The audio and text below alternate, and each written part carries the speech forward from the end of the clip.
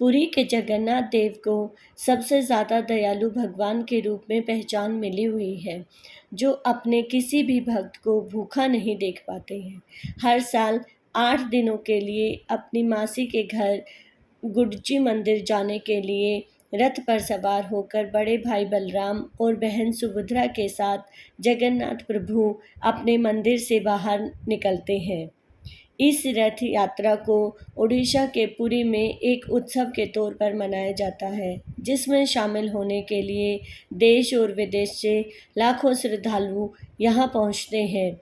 सिर्फ उत्सव ही नहीं, जगन्नाथ मंदिर में साल भर भक्तों का तांता लगा रहता है और मंदिर का महाप्रसाद प्राप्त कर भक्त स्वयं को धन्य समझते हैं।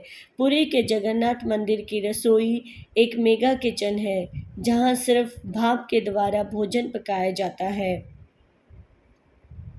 जगन्नाथपुरी की रसोई दुनिया की सबसे विशाल रसोइयों में से एक है। इस रसोई में बना खाना ना तो कभी बर्बाद होता है और ना ही कभी कम पड़ता है।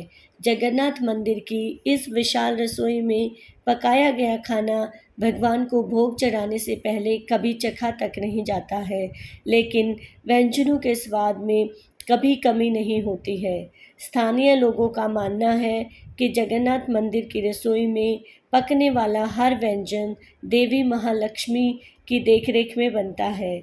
इस वजह से ही न कभी अन्न की बर्बादी होती है और न ही खाना कम पड़ता है।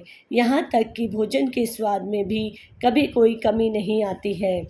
आमतौर पर किसी भी मंदिर के भगवान को चढ़ाया जाने वाला भोग प्रसाद कहलाता है, लेकिन पुरी में भगवान जगन्नाथ को जो भोग चढ़ाया जाता है उसे महाप्रसाद कहा जाता है।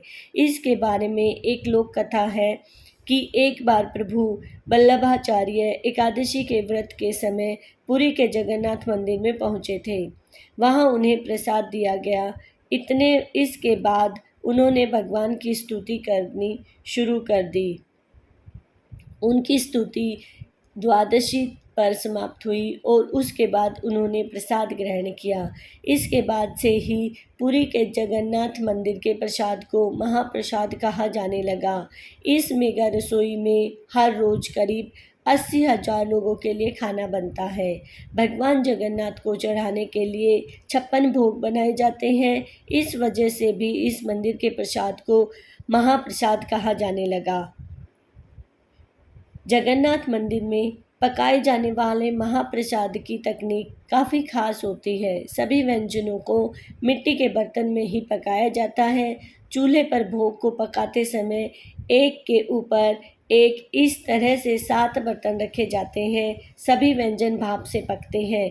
खास बात यह है कि जो बर्तन सबसे ऊपर रखा जाता है, आश्चर्यजनक रूप से उस बर्तन का खाना सबसे पहले पक जाता है।